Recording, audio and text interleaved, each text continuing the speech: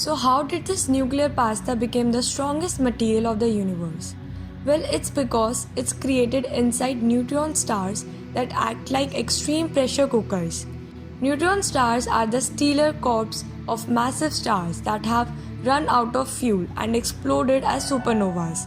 These tiny spinning objects are only a dozen or so miles wide and yet pack in the entire mass of our sun. They are so dense that only a teaspoonful of neutron star matter weighs as much as a mountain on Earth.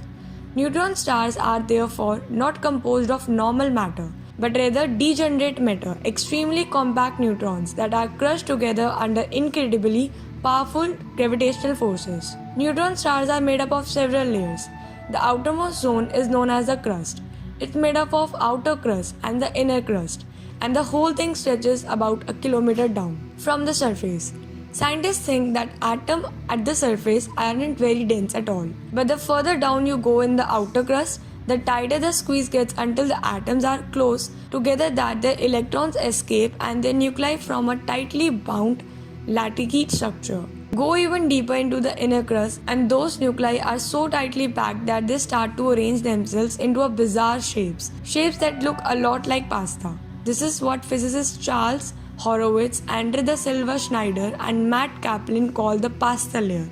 Some of these nuclear structures are flattened into lasagna-like sheets, others stretch into strands like spaghetti. You have got your dumpling-like gnocchi and your tube-shaped bucatini too.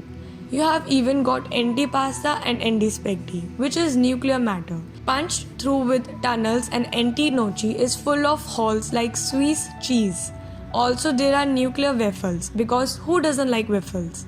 This pasta layer is only 100 to 250 meters thick, but it's so dense that it may contain more than half of the crust's total mass. It means it's important to understand its sense. If you know how its density is let out, you can predict the ways it might behave. To that end, the researchers created computer simulations of the stuff and figured out how much force it took to break. According to the models, the density of a nuclear pasta makes it 10 billion times stronger than steel. That's far and away the most durable material in the known universe. The simulations also suggest that the instability of nuclear pasta could result in gravitational waves, which have only been confirmed in cataclysmic events like collision of two black holes. According to these simulations, the nuclear pasta is stiff enough to support mountains, tens of centimeters tall, which are definitely big enough to produce the kinds of continuous gravitational waves that LEGO is now looking for. So nuclear pasta is possible. Who is hungry for spaghetti? Well, I'm going. But before, that's all for this video.